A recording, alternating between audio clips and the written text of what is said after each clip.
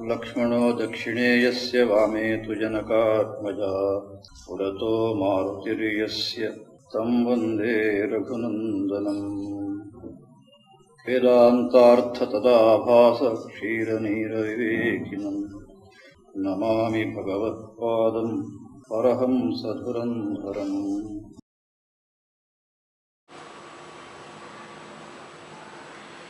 वाचां सिद्धिं सम्पदमग्र्यां शिवभक्तिं तस्यावश्यं पर्वतपुत्री ವಿದಧಾತಿ.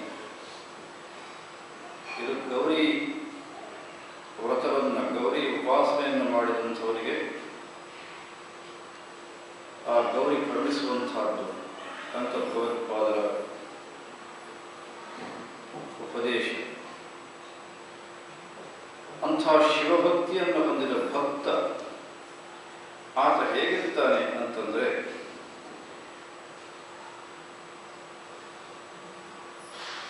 ಭಗವಂತ ಗೀತೆಯಲ್ಲಿ ಹೇಳಿದ ತುಲ್ಯನಿಂದ ಸ್ತುತಿ ಮೌನಿ ಸಂತುಷ್ಟೋ ಏನ ಕೇನಚಿತ್, ನಿಂದೆ ಸ್ತುತಿ ಇದೆರಡನ್ನು ಸಮಾನವಾಗಿ ಪರಿಗಣಿಸುವಂತಹ, ಸದಾ ಮೌನವನ್ನು ಹೊಂದಿರುವಂತಹ, ಸಿಕ್ಕಿದ್ದರಿಂದ ಅಷ್ಟೇ ಸಂತೋಷವನ್ನು ಅನುಭವಿಸ್ತಾ ಇರ್ತಕ್ಕಂಥ ಅವ ಅತ್ಯಂತ ನನಗೆ ಪ್ರಿಯನಾದ ಭಕ್ತ ಅಂತ ಭಕ್ತನ ಲಕ್ಷಣವನ್ನು 12ನೇ ಅಧ್ಯಾಯದಲ್ಲಿ ಅನೇಕ ವಿಧವಾಗಿ ಹೇಳುವುದರೊಂದಿಗೆ ಸ್ಪಷ್ಟವಾಗಿಯೂ ಭಕ್ತರಾಗಬೇಕು ಅನ್ನುವ ಪ್ರತಿಯೊಬ್ಬನಿಗೂ ಒಂದು ಮಾರ್ಗದರ್ಶನವನ್ನು ಭಗವಂತ ಮಾಡಿದ. ವ್ಯಾಸ ಮಹರ್ಷಿಗಳಂದರು, ಏನಕೇನಚಿತ್ ಆಚ್ಛನ್ನೋ ಏನಕೇನಚಿತ್ ಆಶಿತಃ ಯತ್ರ ಕ್ವಚನ ಶಾಯಿ ಚತ್ತಂ ದೇವ ಬ್ರಾಹ್ಮಣಂ ವಿದುಹು. ಹೊಲಿಯುವುದಕ್ಕೆ ಅಂತ ಅವರಿಗೇನು ವಿಶೇಷವಾದಂಥ ಉಣ್ಣೆಯಿಂದ ತಯಾರು ಮಾಡಿದ ಬಟ್ಟೆ, ಊಟಕ್ಕೆ ವ್ಯವಸ್ಥಿತವಾದಂತಹ ಒಂದು ಆಹಾರದ ವ್ಯವಸ್ಥೆ, ಮಲಗುವುದಕ್ಕಷ್ಟೇ ಎಲ್ಲೇ ಹೋದರೂ ಕೂಡ ಸರಿಯಾದ ಮಂಚ ಇತ್ಯಾದಿಗಳ ವ್ಯವಸ್ಥೆ, ಇದೆಲ್ಲ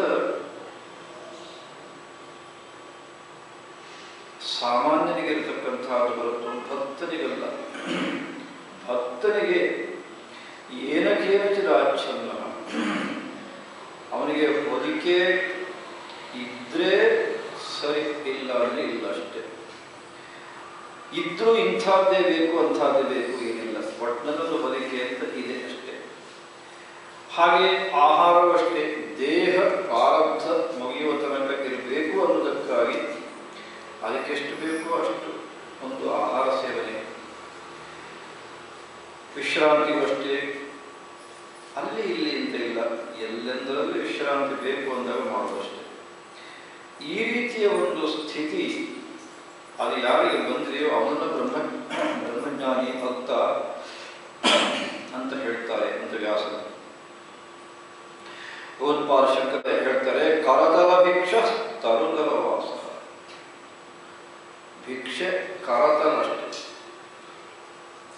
ಎರಡು ಕೈಯನ್ನು ಬೊಗಸೆ ಎರಡು ಸೇರಿಸಿದಾಗ ಎಷ್ಟು ಒಂದು ಪಾತ್ರೆ ಅಲ್ಲಿ ಉಂಟಾಗುತ್ತೋ ಅಷ್ಟು ಮಾತ್ರ ಭಿಕ್ಷೆ. ಇನ್ನು ವಾಸ ತರುತಲ ವಾಸ, ಮರದ ಕೆಳಗೆಷ್ಟೇ, ಅಲ್ಲೇ ವಿಶ್ರಾಂತಿ.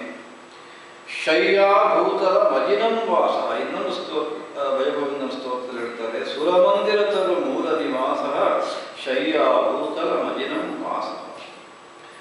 ಭೂಮಿಯೇ ಅವನಿಗೆ ಶಯ್ಯೆ,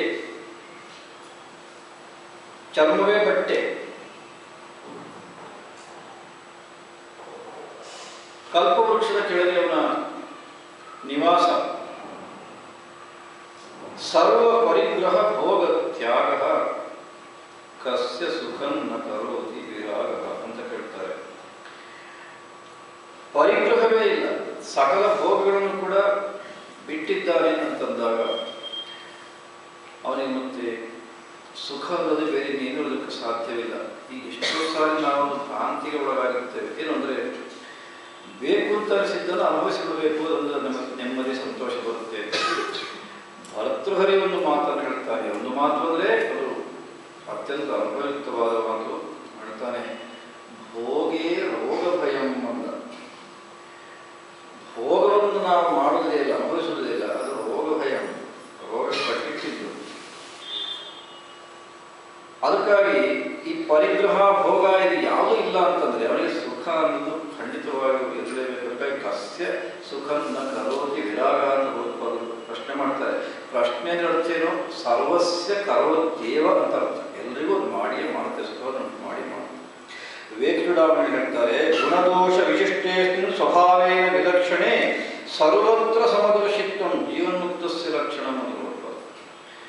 ಈ ಪ್ರಪಂಚದಲ್ಲಿ ಏರುಪೇರು ಇರಬಹುದು, ಆದರೆ ಆ ಭಕ್ತನಾದವ, ಜೀವನ್ಮುಕ್ತನಾದವ, ಜ್ಞಾನಿಯಾದವ ಸರ್ವತ್ರ ಸಮದರ್ಶಿಯಾಗಿರುತ್ತಾನೆ ಅಂತ ವಿವೇಕ ಚೂಡಾಮಣಿ. ಹೀಗೆ ಒಟ್ಟಿನಲ್ಲಿ ಆ ಪರಮಾತ್ಮನ ಭಕ್ತಿ ಅದು ನಿಜವಾಗಿಯೂ ಉಂಟಾಯಿತು ಅಂತಂದರೆ ಅಂತ ಭಕ್ತ ಈ ರೀತಿಯಲ್ಲಿ ಇರ್ತಾನೆ. ಅದು ನಮ್ಮ ಗುರಿ ಅಂತ ನಮಗೆ ಮತ್ತೆ ಮತ್ತೆ ಶಾಸ್ತ್ರದಲ್ಲಿ